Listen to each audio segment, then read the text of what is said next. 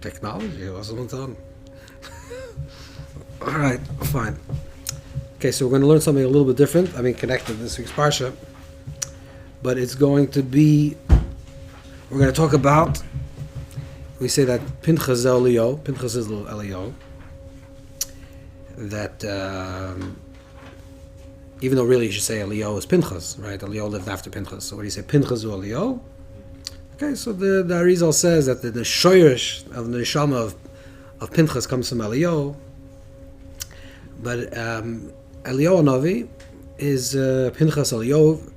That's brisi shalom. Brisi shalom. That's going to bris olam, an internal bris. It means that somehow the Elio Navi Pinchas is connected to eternity, Tchias HaMesim, to resurrection. So much so that Elio Navi himself, the two stories in Tanakh that we have about people resurrecting, is one is with Elisha, one is with Elio. So Elio Navi is the bechina, the level of some type of immortality, some type of resurrection, and he himself lives, whatever that means. He's Olam B'Sar Shamayim, he lives forever.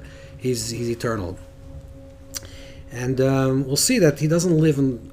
Where does he live? Like, what does that mean that a person's alive forever? And you'll see what this means a little bit to try to understand this. And there's even a Gemara that says that the Gemara B'Metzias says that the Rav Avu Bar Chama saw Elio Navi in the Beis HaKvaros, and he asked him that how could you be in a cemetery? You're a kohen. So he told him that it's Kivri Akum and it's a Daser Rashbiz, the Ein Matamim. So whatever.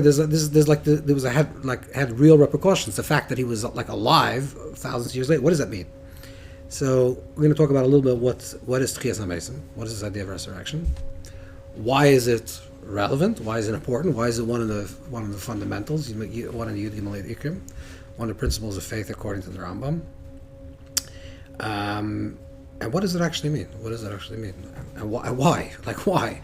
Why does it have to be that a person after 120, some period of time, you'll like return back into a body? Like, why a body? What do you need your body? What is the idea?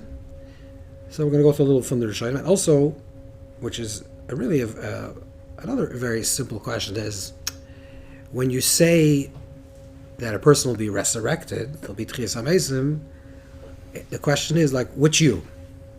So in the Gemara, the way the Gemara in Sanhedrin talks about the sugi talks about this topic is that you'll be resurrected the way you died. So if a person died, God forbid, had hearing issues or was blind, they will get up blind, then they would be healed, which means that you would get up as the same person that you passed away, at the same state that you passed on. But if we have to think this a little bit more on a deeper level, if Tchias HaMesim, if this idea of resurrection means that you will get up, right? So then the question is, who are you? Which means, when I'm having a conversation with you, everyone is actually constantly changing me, because the moment you have a new piece of information, the you becomes a little bit different, and we constantly evolve. So the you from a minute ago is very different than you right now, and certainly the you of a year ago or the you of 10 years ago. So in essence, if you really think about this on a deep level, there's actually trillions of yous. Every moment is another you. So when you say that there's a resurrection, there's some type of revealing of the yous, which you, and if it's one you or it's many yous, like what does that actually mean? And what does it actually mean? What does it actually mean? And how does it work? And why is it relevant? And why is it in the body? To understand a little bit what how this works, you'll see it's a big conversation. So try to collect some of the main sources from the Rishonim. And it was also seen, this idea of like Tchias HaMesim, this idea of Tchias HaMesim, resurrection, can also be seen obviously as a mashal, that it can be seen as like the Yars Dvash and the Middle Rebbe talk about it, like tshuva can be a Tchias HaMesim, a person's dead and they arise and they're awakened. So that's why it's a fundamental of faith.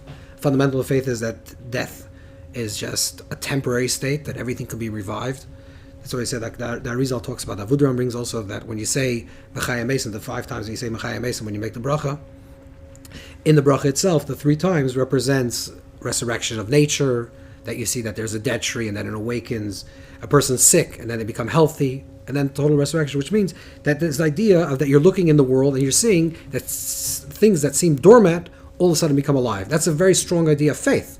Faith means that despite the fact that you see something this way and it seems like it's an end, the truth is that it's not an end. It's another process to get to another state.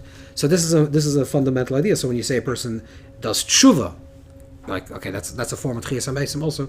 But let's try to understand how this works in sort of through the sources. So the first Maramakim is just a very simple Maramakim, and we'll get to it because it's an important Maramakim. It's a certain important source. It's actually the first source is Torah Shalom. It's the Sichos of the Rebbe Rashab. So the Rebbe Rashab is this is the Sichos that he said. So one time he was talking, and he said that it's on the right column. Vis Yedua as the Baal Shem. That the Baal Shem once said that the truth is he had the capacity to transform his body in the same way, to be transformed in the way that he's Olam Shamayim, that he actually enters heaven, the Nichnas Chai Gan Eden, the enter Gan Eden in a state of life. But I want to go through the process that you come from earth and you return to earth, because varum azoy vidisavos and offer nemsich von atzmas dafke. So, and then he goes into a longer conversation, but we'll get to this idea that somehow the earth is connected to the essence of the Creator, and he wants to get back to the essence of the Creator. Okay, we have to understand what that means, but some type of process that in other words, he's saying theoretically I can be transformed into an angel, however you understand that, but he would like to go through the process of actually going through the earth, because the earth has like inherent value. There's something about the physical earth that has tremendous power. So we'll have to understand what that is. Yeah. Okay, that's another thing. Yeah, that's true. Not the Eretz Chayfetz, yeah. Okay.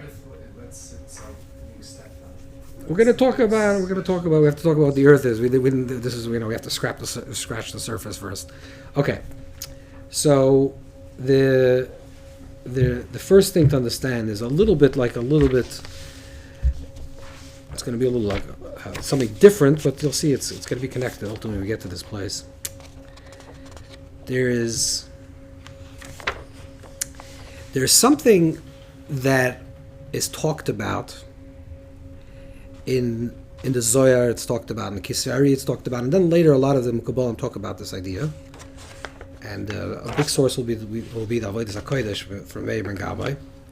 But it's something that's talked about that there's the guf gas, there's like the physical material body that we have, like your body of flesh and blood, like your physical form. And then there's something that's called a guf dak, some type of ethereal form. This has many names. In the Zohar it's called Chalukat Rabbanon, the Abarbanel calls it Ruach, and some early Achronim call it a Malbush, or the Arizal calls it Etzel. There's like a lot of different words for this word. But there's some type of physical form. There's like the body that we carry, it has a physical form. And then there's like a body double. We'll understand what this is, but there's like a body double that has like an outline of your body, but doesn't have physical properties. Sort of like something, you can call it an aura, you can call it a lot of different things, but it's sort of shaped like your body. This is an idea. This is like an idea that's mentioned. We'll see some of the sources that talk about it. The earliest source, this is why it's interesting, the earliest source that I found, earliest printed source, in other words, the earliest source in a Makar, of course the earliest source is the Zohar, but as you know, the Zohar was not Benimtza for many, many years. And so the earliest source that we have, and talking about the Chovos HaLevavos, it's actually a sefer that is a tribute to the Chovos HaLevavos. It's a sefer called Torah Sanefesh. And if you turn the page, it's called Torah Sanefesh. And obviously this was not written originally in Hebrew. It was written in Arabic with Hebrew letters. So it's one of the early Rishonim from the 10th century. And he talks about this idea. I think this is the earliest source in our source. He says that V'aguf yischalak l'shnei chalakim. The body itself is divided into two. L'guf anir l'chushim v'anigla kulei l'maisu l'asisraelu l'guf achar nelim v'nachushim v'anigla gamken etzem gufni. That there's two types of body. You see it? That there's one is the physical body, guf anira, and one is that has like physical properties with the chushim. You can touch it, you can feel it, you can see it, and then there's sometimes like an outline of the body, which the Chachmei Umas call it the heavenly body. The Plato calls it this way, but there's like this ethereal type of body. Let's go back to the source before this. The source before this is the Sephorna. So the Sephorna is like sort of, it's very hard to quantify, but it's like the end of the Rishonim, beginning of Rishonim, okay, that period of time. Certainly one of the Gedolei Yisrael. And the Sephorna wrote Pirush on the he was a Dayan, he wrote Shuvas also, but he wrote a commentary on the Torah. And in the beginning of the commentary, he has a Hagdama, like an introduction to the Torah. It's called Kavanas HaTorah. And in there he actually talks about the same thing.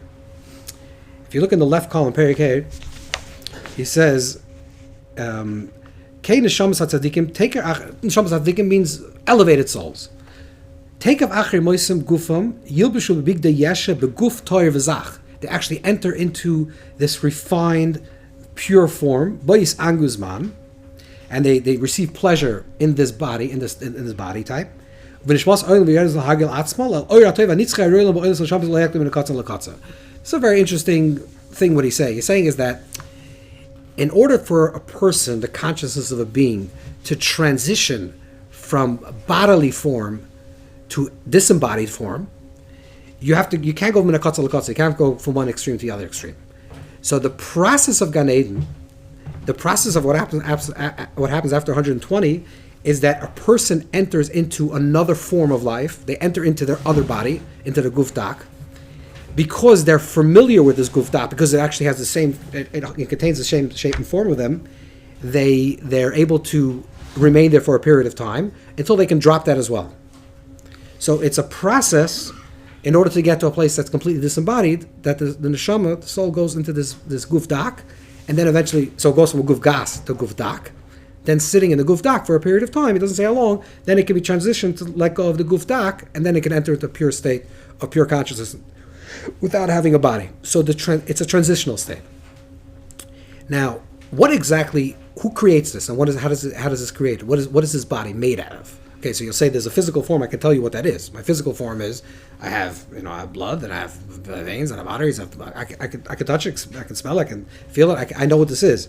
What actually is this body? What are we talking about? What kind of body is this? So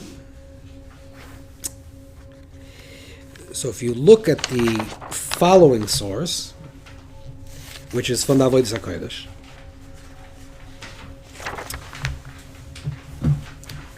So Avodas HaKodesh is also from the Megurusha Svart. So that's, again, the 1500s, like that period, early 1500s. One of the great Mekubalim, may have been Gabbai. The Sefer is very quoted, even though people don't know it. So, like, if you learn anything, you'll see it's quoted Avodas HaKodesh, but people don't read the Sefer itself. I don't know why not, but it's not read. But it's quoted everything. A lot of things in Pnimis HaTorah Chassidus is taken from Avodas HaKodesh. So he writes, he's going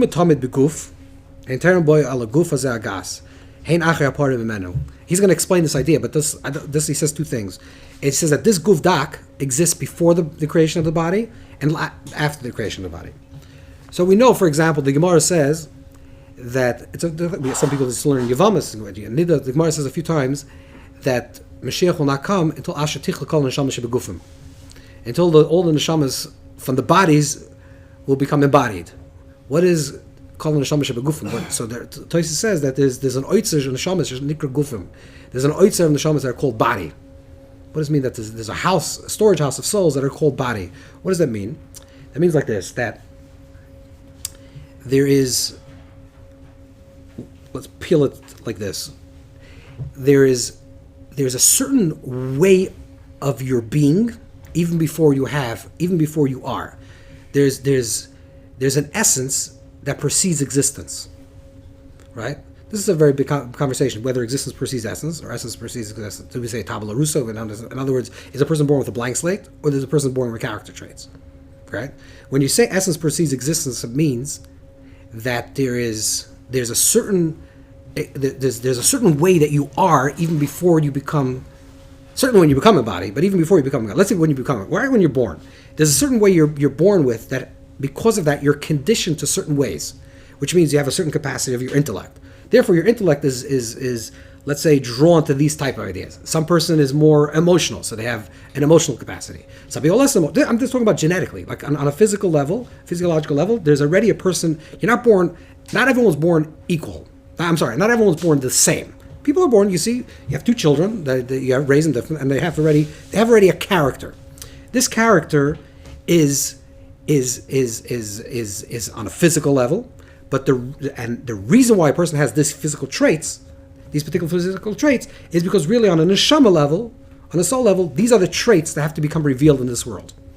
So the neshama already has a type of tsura, form, which means it has a way of thinking. It doesn't literally have, but conceptually has a way of thinking, has a way of feeling, has a way of doing, right? Before it already has any experiences of thinking, doing, and actualizing anything. But it has already a capacity for that idea. That is what we'll call the guf dak, which means that is like the outline or the context of your life, even before you have a body. The reason why you're going to have this physical body is because the structure of your soul is structured in a way that needs this particular body to activate those particular things. So the relationship in the beginning is that before even you have become a body in a physical form, you actually have already a form.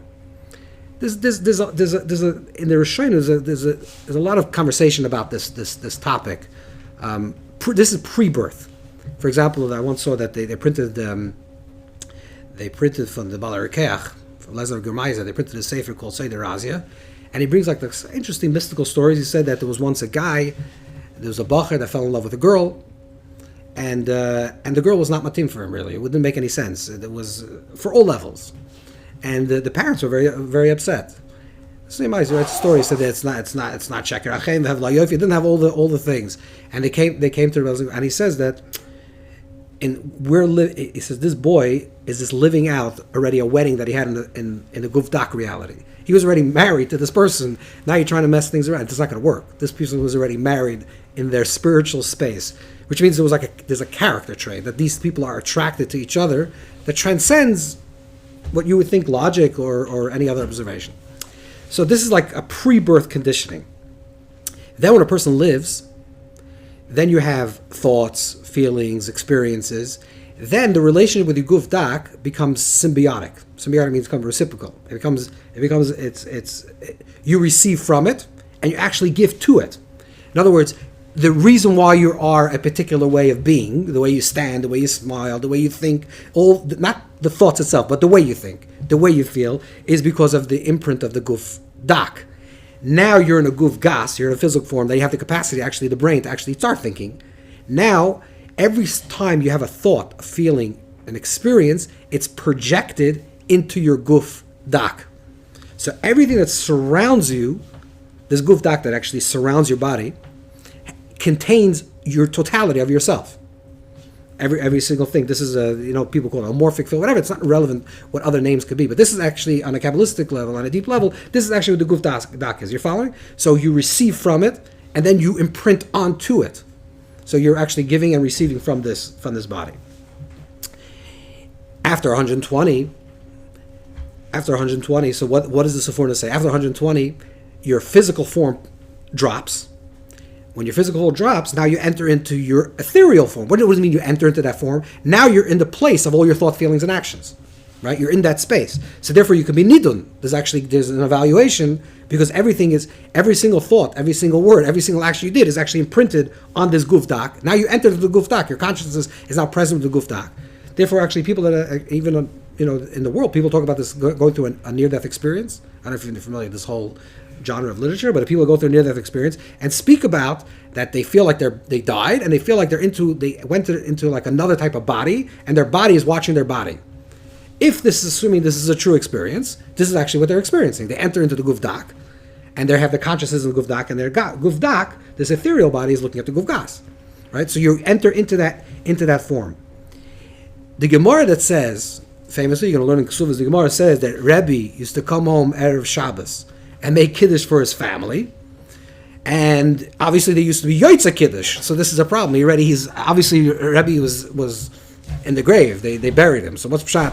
What does it mean that he came home? Not only came home, he actually made Kiddush for his family, and they were Yoitza. So how could it be Yoitza Kiddush for Kiddush because Rebbe was projected himself into his guf dak, and therefore once he entered in the guf dak, there was some type of a relationship to the physical world, and they can be Yoitza even Kiddush. So the guf dak was able to be projected. They were able to see it. The Gemara says over there that because it was Moitza Shemer and all the tzaddikim that were able to do that, so he stopped coming. But he came to say Kiddush, and this is what Avodas HaKodesh writes. So if you look in the second, it's in on the second page over here. So Kamosh Mitzin, the Rebbe HaKodesh, you bom erev Shabbos lebeisoi. Kiniske beperek hanois and exovus.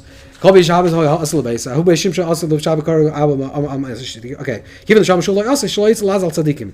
What does that mean? That is the guf dak. So he ties this and says this is what it means that he came and he was embodied in the guf dak, and because he came in the roof, he was able to be kaddish. Is a guf dak vision? Is a guf dak visible? This is a good shaila. So there's a guf dak visible. So this is a shaila because what is actually does it have properties? Does it have like properties? So there's some Rishonim, later Acharim, some Mekubalim tie this guf dak to the Shitta of the Ramban about Malachim. So the Shitta of the Rambam is that Malachim represents a conduit of energy, a conduit of a transmission of that's the Moira Vuchim. And he says there's no guf, ain't no guf, it's no body whatsoever. The Ramban says that they're created with Eish and Ruach. Now Eish and Ruach, fire and wind, theoretically, without earth and water doesn't have any tangibility. But theoretically you can see it. It's like some type of silhouette. It's possible to like observe like a mist type of thing. So some say that the guf dak has those properties. There's a in the Shiur Oira and the Lekatro, the Pirush in the Shiur Oira with the basic Al-Gatalia, he talks about malachim that become embodied. How does a malach become embodied? So embodiment goes through a guf dak, and the guf dak can either be an eish ruach, or sometimes it can be eish ma'im ruach offer. That's why even Avraham Avinu can actually see a body. But that's some type of manipulation, some type of power that you can actually connect to it.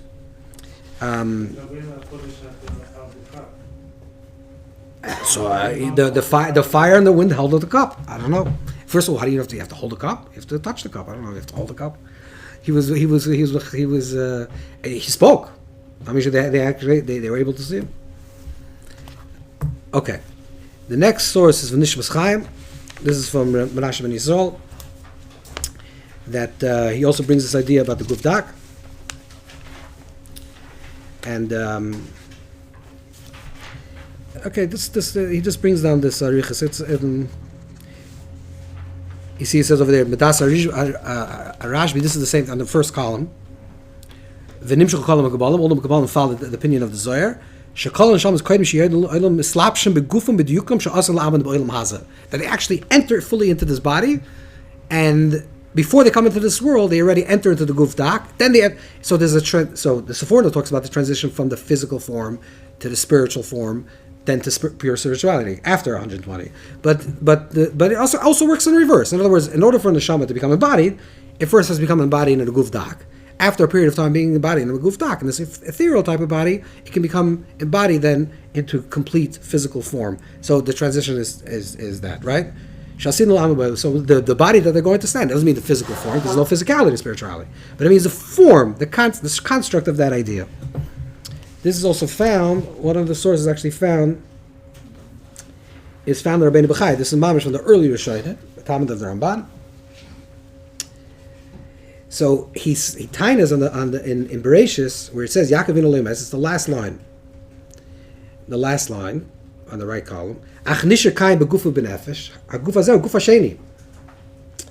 So what when Yaakov in Olam he remained in the guf dak forever. Hadak shavay nothing long with is go yesh le mamish. Aval dak am oim slash le item mislavesh vel item zmanas from Ershav Lasha mi yem kapur mi kapur mishu chafetz bay. This is what he said. This is your answer to the question. And he was able to project le mishu chafetz bay. So he talks about this like sort of that it has form, and sometimes it what the gufdak. I'm saying from which end Chafez? No, the neshama. The neshama desires to project itself so it could be seen or not be seen. So what it says, Yaakov Vina Loi Mes, and by the way, this is actually talks about when it talks about Eliyahu Navi, that it says on one hand Eliyahu Navi in certain places in the Zohar, it's mashma that Eliyahu Navi can only be in one place at one time, and then you say that Eliyahu Navi is the Malach HaBris, he comes to every single bris on the same time every place.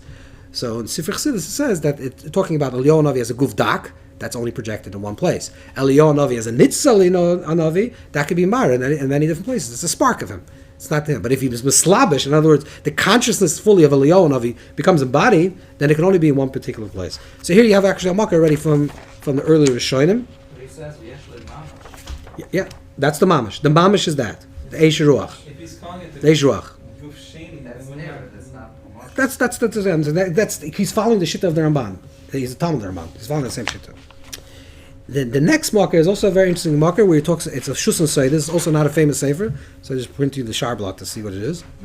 It's a miyuchas Talmid Ramban. It's also from the Kadmoinim, and it's miyuchas to it's Talmid Ramban. Pasha is not from Talmid Ramban, but it's miyuchas. It seems like it's actually from the Ukraine, from Kiev in the 1500s. But as that's the marker from Mekubalim, Yaakov of Kiev. But we're not 100% who wrote it. But it's definitely a sefer that's Mekubal. So he brings down in the Soid Gadol Koyach Shel Levim Amdam Tzurim Liyotzra. He brings down like this. Ki Shleimus Seida Nevuah. It's a fascinating thing. The Ramak brings this down, and the Even Ezra actually also brings this down. That Shleimus Seida Nevuah Lenavi Shepisam Yir Tzuras Atzmoi Oimedes Lefonov. You actually see the projection of your own body standing in front of you.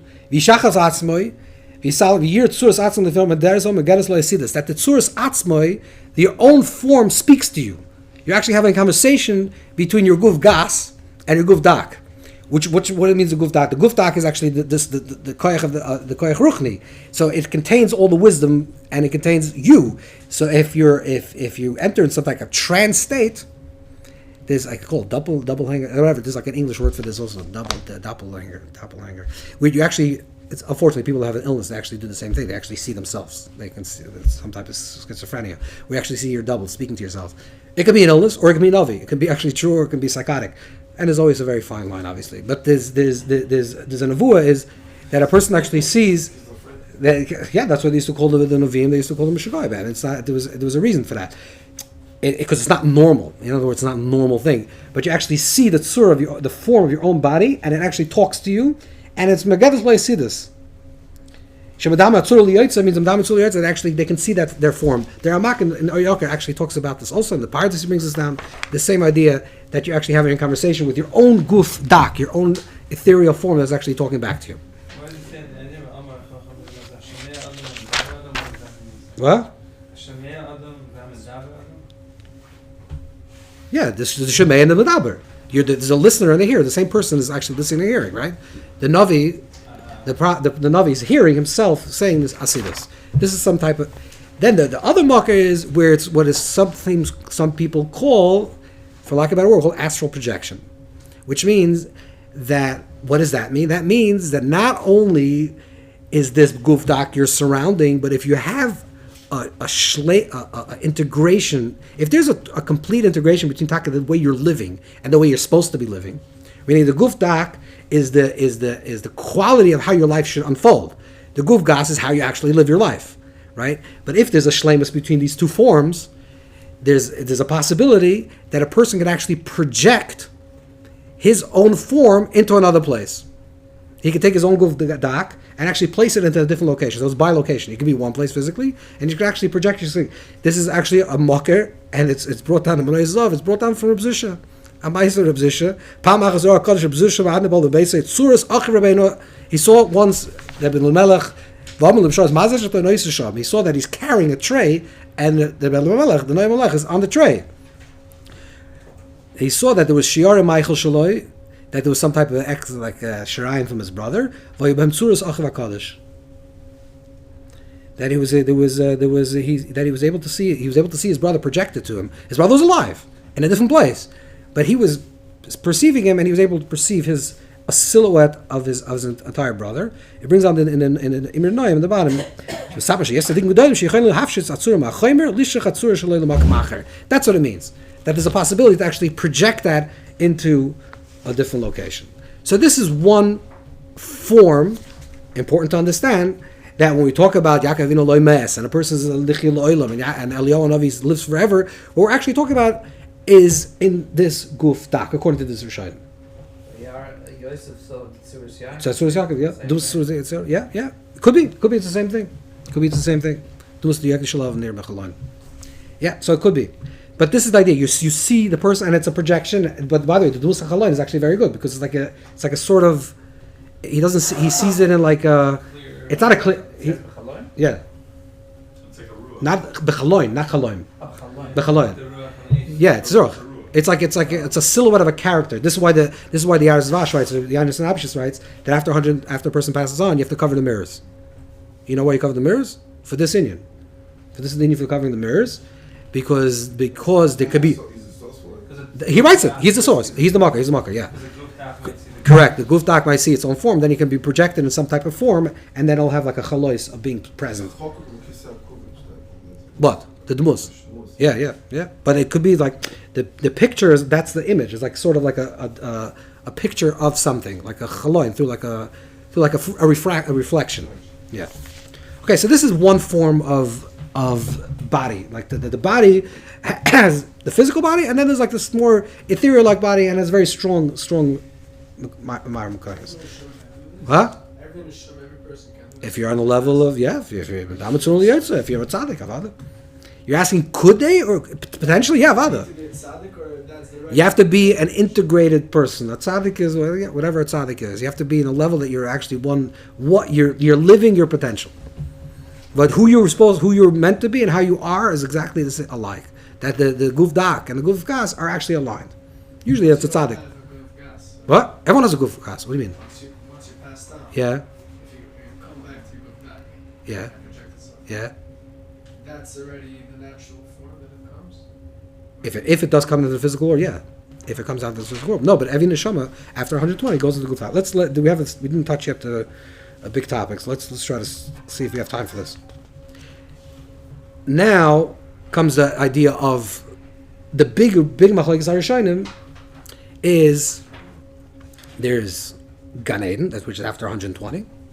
Then there's something that's called Olam Habba, and then there's something that's called Chis HaMesim. So one is called the world to come, and one is called resurrection. The question of the big machlokes Rishonim is: are they two of the same thing? Two separate things? How does it work? Das Rambam, the opinion of the Rambam, is Olam Habba ein boy guf v'gvia el nefashos zing bevad beloy guf k'malach hasharis. This is the opinion of the Rambam. Very clean, clear. And Hilchos Shuv, the Rambam writes that Olam Habba, when we talk about the world to come, which is the ultimate reward, the epitome of creation, like the Tachlis Master Shema words, the end game is we'll transcend physical form and we'll live in a state of spiritual reality, divested of all our body.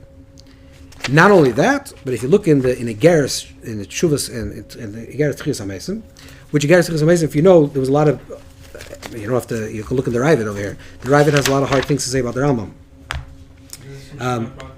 No, before that, look at the Ravid. It says, it seems like the Rambam is not mentioned Chis HaMesim.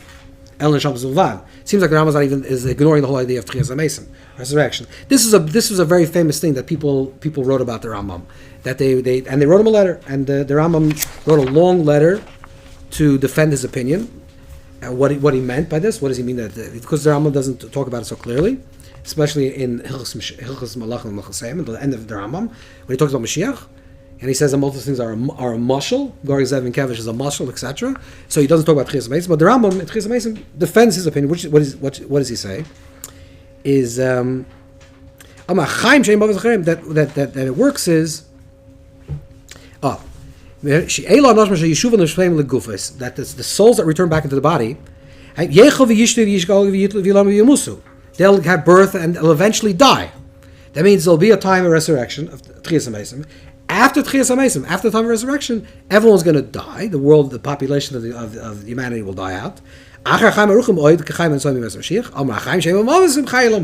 And then after death, even Mashiach will die. Everyone will die out. There'll be a physical death of everything. And after that, there will be Olam Habba. There will be Olam Habba. And if you look at the Sefer Ikrim, which was written by Yosef Alboy, also one from the Gedolei of Sfard, and in the 1400s, and Yosef Alboy, so he writes, even though he's writing a lot of things against the Ram, that's the Ikrim is against the Yudim of the Ikrim. He holds that there's different Ikrim, not 13, but he goes according to the Shittas Rambam. He says that he says they will die after. That means there'll be resurrection, but eventually humans will die out. And this is the das of the Rambam. This is the opinion of the Rambam.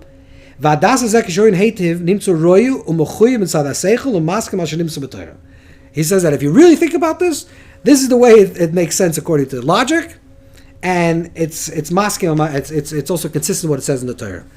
Now, logical, I can understand where he's coming from. I can understand where the Rambam's coming from,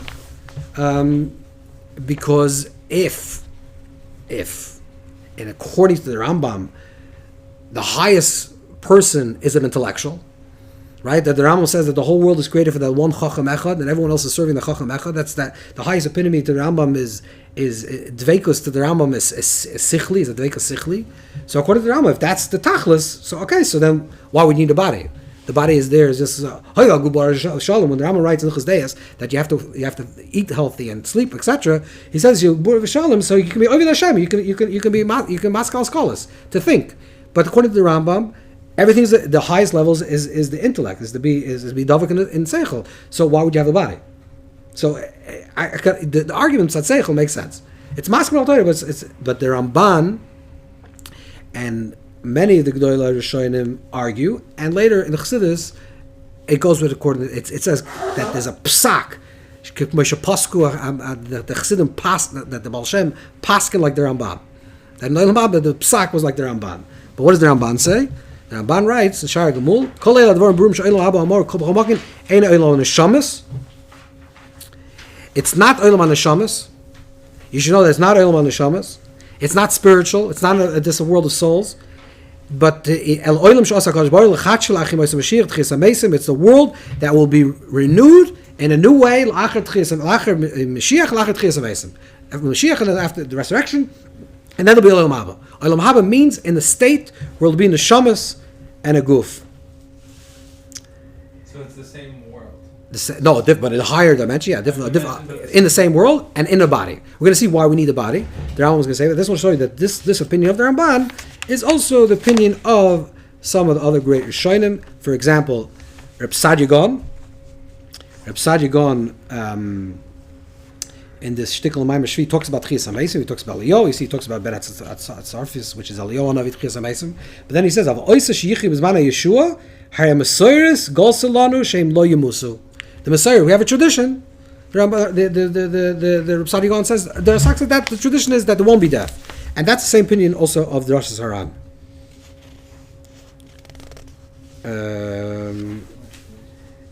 Okay, the next page. That's the idea. Yeah, Levushim, yeah. So how do you know that Yichil Olam? That there won't be any Missa? No, that's not a question. They're not arguing that Tchias HaMeisim. Rambam's not saying that Tchias HaMeisim. He's saying it'll be Tchias HaMeisim, and then eventually there'll be Olam Habba. It's a different thing. Everyone will die out. Mashiach will die out. Everything will die out, and then there'll be a world of neshamas. There won't be more people being born? No. The world will disappear. The physicality of the world will end. The human race will die out, and then we'll live in a spiritual realm. That's the opinion of the Rambam. How does the human race die out? Unless they're dying out all at once. I don't know. I didn't figure this out. Why would more people being born? Maybe because it's Yom Shein L'Chefetz. Because Yom Shein L'Chefetz, people won't have relationships. I don't know. Whatever happens, the civilization dies out. The scenario of Yichil Olam. Yichil Olam? So will more people be born into this eternal existence? I don't know. Yeah, but it seems like it will. It seems like it will. It's a good try, by the way. It's a good try. I don't know. No one knows. I don't know. They're not like the Rambam says in the Chaz Malachim. We don't know. We'll find out when it happens. Population problem if no one's dying. Okay, no, it's Eretz Atzvi. No, the Gemara says that already. That's Eretz Atzvi. That it's elastic. It moves up and down. Okay. Are they Yeah, spatula? it's ispashtos. Yeah, there's no. Some say the world will end with fire. Some say, well, lice is what I say of desire. I think the world will end with fire. There's different ways of the world will end. Yeah. Whatever. Everyone has their right narrative. But there's Olam Habba. There's two things. There's Olam Habba and Tchias HaMesim. What's Gan Eden? Gan Eden is not Lacher Meveser. That's a separate thing. So it's Gan Eden, which is Gan Eden after a person dies. You go to Gan Eden. That's one thing. Then be resurrected. Tchias HaMesim. Then the Shaila is a collective, right? Then the Shaila is, would that be go straight into Olam Habba with the guf, or that will die out, then we'll go into Olam Habba. Gan Eden, Tchias HaMesim, Olam Habba. Okay.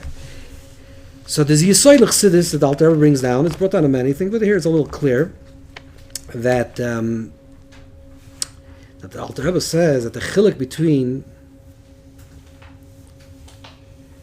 you look at beer inyan behektim in Torah mitzvah. This is the nekuda. This one I'll get to. It's that Ram Misharek Moshe Ikas Chayr Lamab with Tchias HaMesim Shemal Tchias HaMesim Gan Eden Elyon. That Tchias HaMesim even higher than Gan Eden. For when Gan Eden Yoshim Shlein Tzadikim Legufas. In Gan Eden there is neshamas without a body, right? That's Gan Eden only Shlomo Bakar Tzadikim Gan Eden Kol Mifloshim Megufam. Ki Aguf Yev Shlein B'Zev Guf Shein Yachol Kabel. Tchias HaMesim Hu She'amdu B'Gefim. There'll be bodies. The Eich Yiskel Tainik El Yosem Tainik Gan Neshamas Gan Eden. How could the person reach that level? So he goes into a thing where he talks about a molecule of a Sefer Kalam. I don't want to get into this whole arichis, but he says, in like 10 lines out, that comes through mitzvahs. That means there are two things. Gan Eden, where it says, which means worthy is a person that comes with his learning, and that's the same as B'Shem, and they're learning that's what Torah. The schar, Gan Eden is a schar for Torah in general. So not every person is zoche to have Gan Eden, or at least not on the highest level. But Tchias HaMesim Kol Yisrael Yeshem Chelek Olam Habba. Olam Habba, according to the Ramban, is Tchias HaMesim. Why Kol Yisrael Yeshem Chelek Olam Habba? And some people, they don't go to Gan Eden, they go to Gehenim. Why is that? Because Tchias HaMesim, resurrection, is particularly connected to Ma'aseh Mitzvahs, to doing actions. Okay, so you get the structure. Gan Eden is connected more to Torah, and Olam Habba, which is Tchias HaMesim, according to the Ramban, is connected more to Ma'aseh Mitzvahs, to action. One is thought-based, one is intellectual, and one is action-based. So for action-based, you get Olam Habba. For thought-based, you get spiritual enlightenment, spiritual bliss in Gan Eden. What's the oimik of that? That's what we say. Kol Yisrael, which means that everyone has mitzvahs, so therefore everyone has mitzvahs. Everyone has Tchias HaMesim. Besides, right? Kol Yisrael Yeshem Chelek Olam Habba. How does it work? That's the first thing. Let's go a little further. The Ramban answers the question of why do we need a guf? Why do we need a guf? So he says, so according to the Ramban, how does it work? You get there's Olam Habba. I'm sorry, there's Tchias HaMesim, the resurrection. And after the Tchias HaMesim, there'll also be the level of Olam Habba. But why? Why does it have to be a body? According to the Rambam, it makes sense, right? It's a spiritual space, so it's a spiritual space. What do you need your body? So why do you need the body? Why actually? What is body mechutin there? What is he doing here? What's he here to do? So the Ramban says like this. This is in Torah Sodom.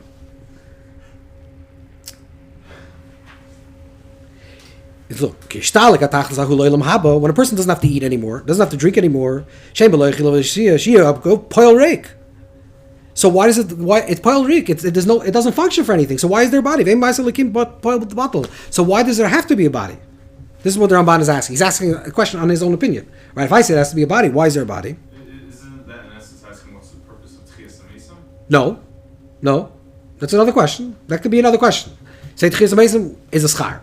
Okay, that I get. But if you say that there'll come a time that you're not going to need to eat and drink, and you're not going to need the body, so why you have the body? Like Monoshach, if you don't need the body, so why have the body? So he answers. Huh? How does one experience pleasure without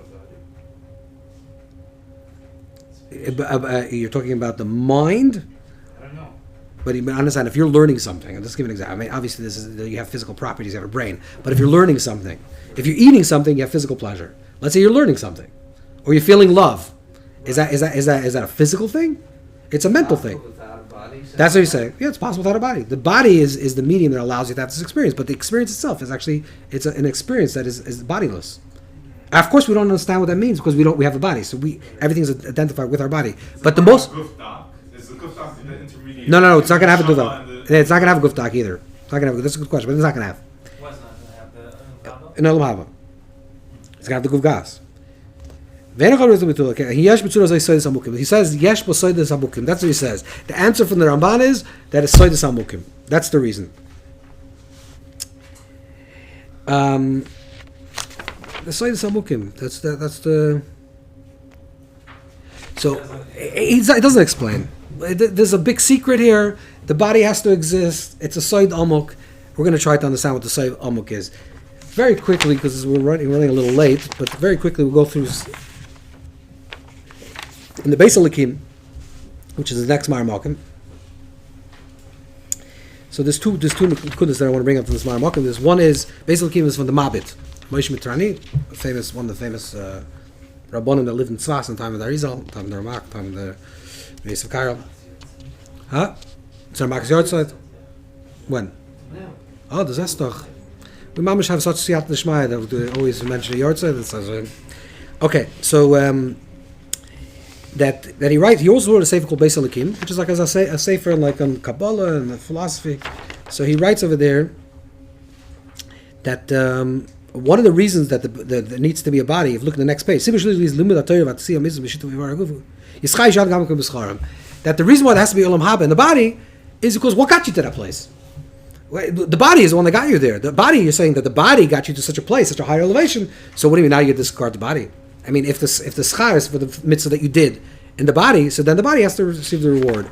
But in the earlier source, he this brings out another Marmakim, another source, which is that Adam Arishan Yitzir Kapashakal the Baruch Ha'iroyish Yichel Olam Mechen Zara. That Adam Arishan really should have lived forever. That means that the body itself should have been immortal. The physical body should have been immortal. And this is actually the opinion of the Ramban.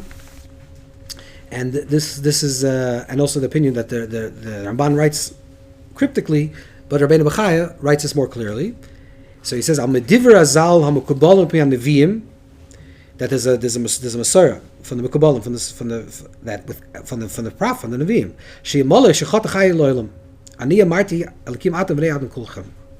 Elikim mamish, elikim mamish. That means that if without the Chet Eitz Hadas, without even the tree of knowledge, the body would have lived forever. And the last source is this from Sefer HaMafor, because it's always a nice source. Sefer HaMafor is a Shlomo Molchei, and he writes this very clear. Where does he say this on this page? Oh, Pinchas Eliyahu. See, so we go back to the Parshas Pinchas. Pinchas Eliyahu, Shuchai v'kai mekuf v'nefesh v'chein haya adam koydem shechata. That koydem shechata is man would have lived eternally forever. Okay.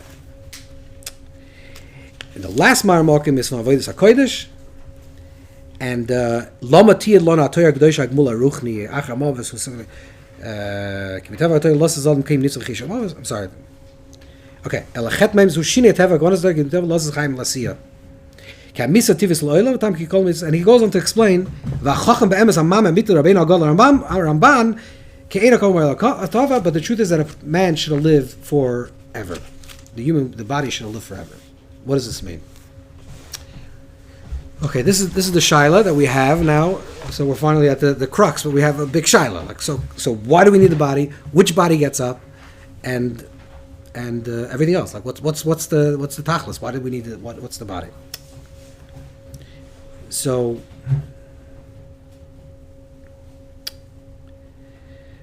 there's one other Maramakim didn't make it in. There's a maimer from the Rebbe Marash, the Rebbe Rashab's father, and he writes that L'aseh lavoi, this is a very powerful statement, L'aseh lavoi haneshama neizenes min haguf. That L'aseh lavoi, the soul will receive nourishment from the body. Normally you think it's the opposite, right? The body receives nourishment from the soul. So here he says, haneshama neizenes min haguf. L'aseh lavoi haneshama neizenes min haguf. What's happening here? It's like this. there is the world of, so we contrast this, that you'll say that Gan Eden, bliss, paradise, is connected to Torah, and Tchias HaMesim, resurrection, is connected to mitzvahs, to action. So you right away see that there's a difference between some type of intellectual, cerebral type of experience, right, which is called, in different little languages, is called Giluyim. Giluyim means it's like a revelation. Then there's something that's called Atzmi, Atzmos, the Atzmi thing. There's an Atzmi and there's a Gilui. So let's say, for example, if you're in a relationship with someone and you're like, let's say with your child, and you're like showing them love, you're like playing with them and smiling at them, that's a revelational experience, right? That is not an expression of the essence of your connection to the child, right? In fact, sometimes the Gilui is a concealment on the essence. Because let's say you're playing with your child, you're playing with each other, so now the relationship is playful. So I'm playing with my child, but my relationship with my child is much deeper than playing. My relationship with my child is Atma Absara.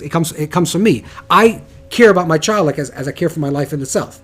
So let's say think about your own self. There's a part of you that's your revelation. Let's say you're smart, so you're speaking in ideas. You have passions, and then there's the essence of who you are. The essence of yourself, the atzmius of the person, is not revealed in the world of revelation. It's actually it's revealed in the absence of revelation, and sometimes the revelation itself conceals the essence of the quality. Because sometimes, let's say, for example, let's say you're talking, let's say a good friend of yours, right, and you really connect with them, and you're intellectually having a good conversation with them, that covers over the deeper relationship that you actually have with them, which is beyond their intellect. You're following? Sometimes, like, it says about the Chedush Harim that he was a tzaddik nisser because he hid in his goyness.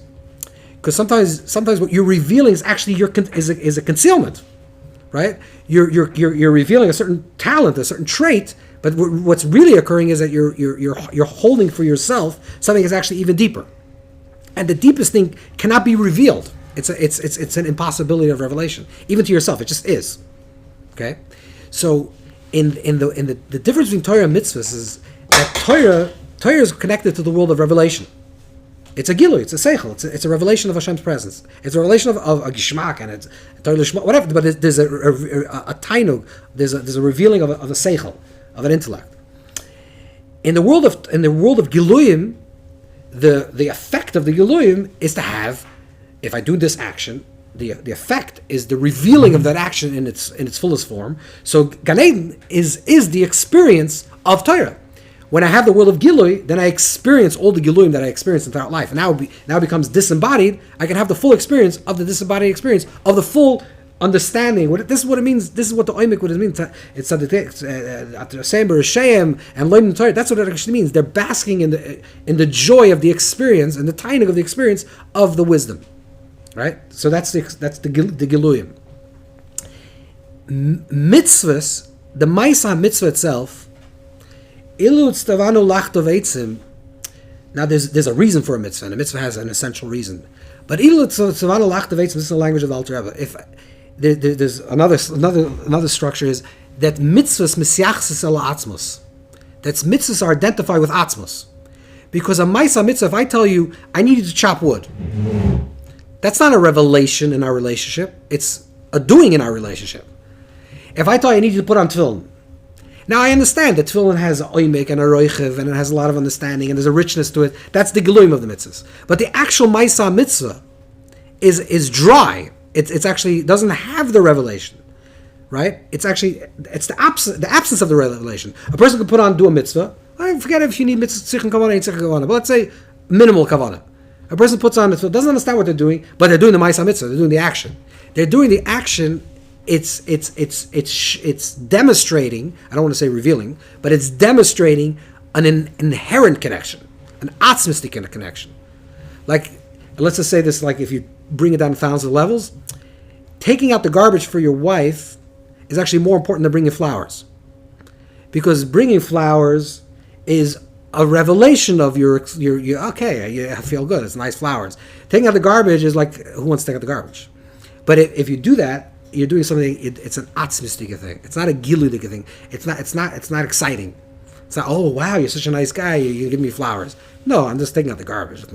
But that's an atzmistika act. And in the atzmistika act, you realize actually that it's an atzmistika relationship. Like the things that are not exciting, like with your child, when you're not playing with them, you're just walking down the street and they're because they need to be held. That's an atzmistika act. So the Maisa mitzvah is misyachas la'atzmos. It actually goes back to the atzmius. Now you can say the same parallel actually reflects in the neshama and the guf. There's two aspects of ourselves.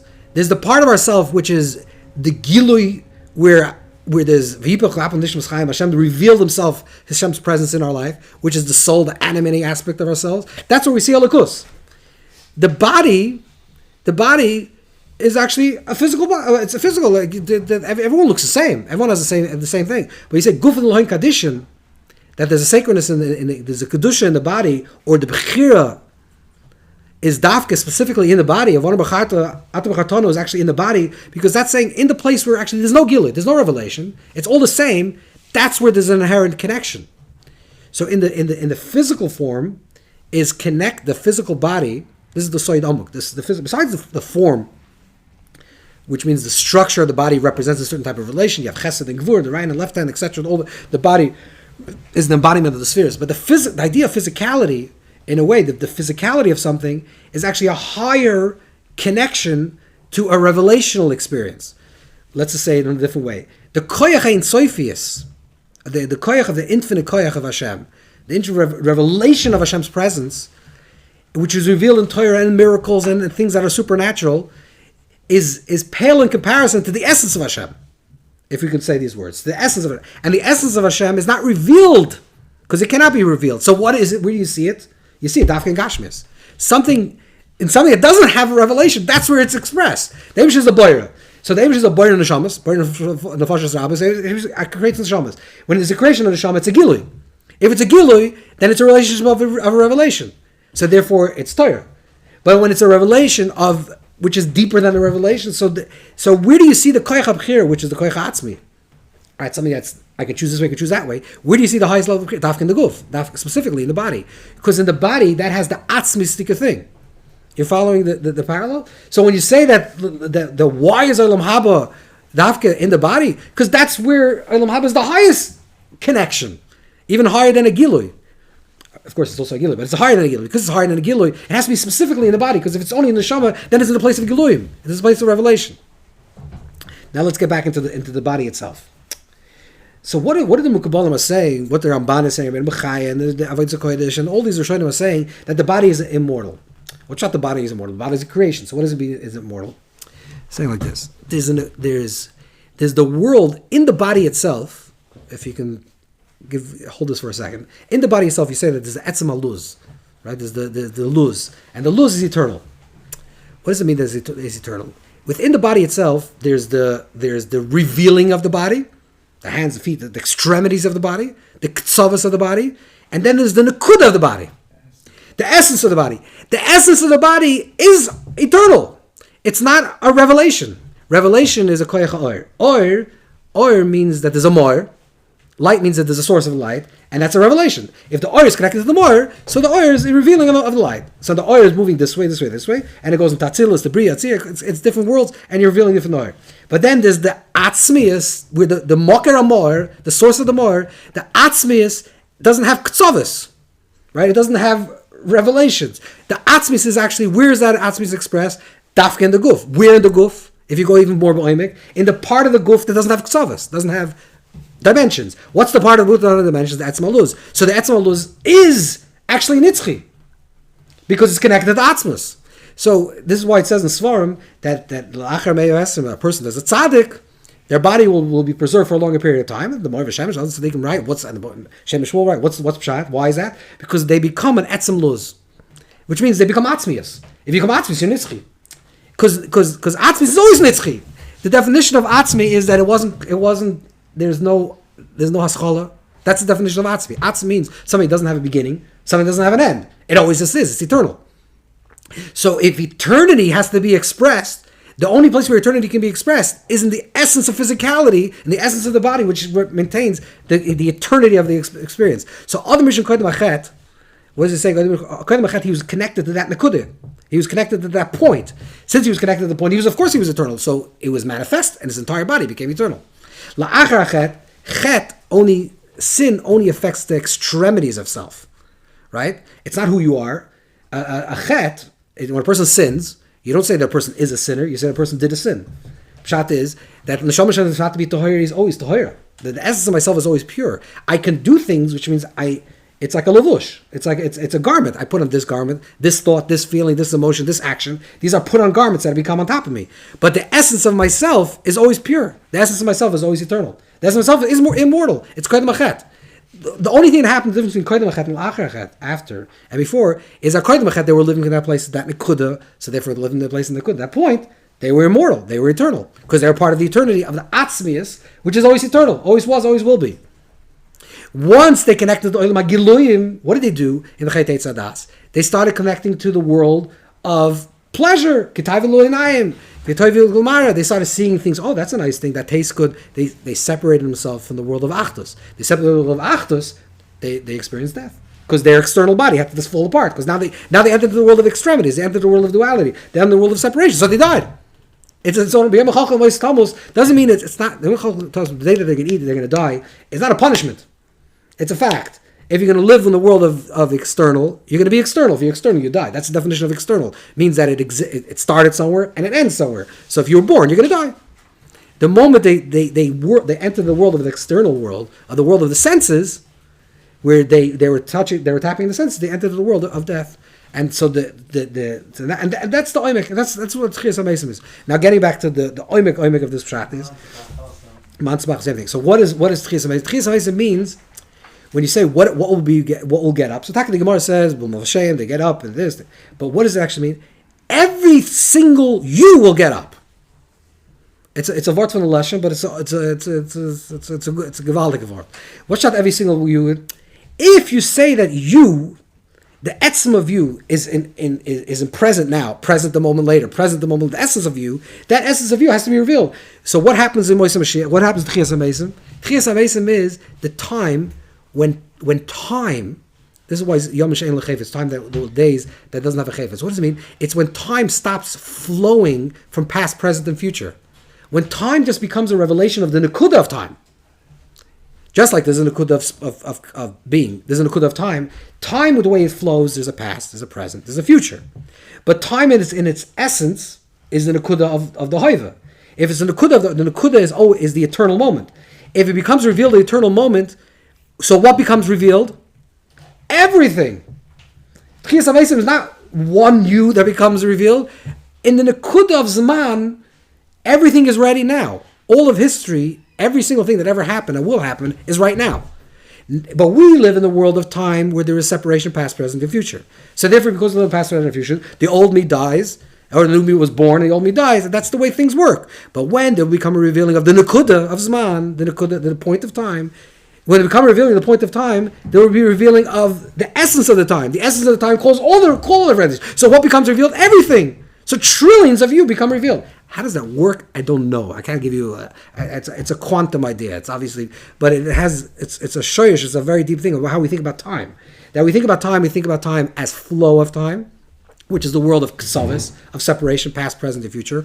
Or do we think of time as the nekudah of time? If it's a nekudah of Olam Habba, is the nekudah of time. That's the tachlis shemayim v'aretz. That's the end. That's the peak. The peak is the nekudah, which is what the other Rishon Tzir Kabbalah Shal Baruch Hu lived in that state. If it's a revealing of the peak, then it's always present. It's always here, and every single part of yourself becomes revealed. Dafke in the Gashmis, because that's the place that it's a nekudah that's higher than Giloim.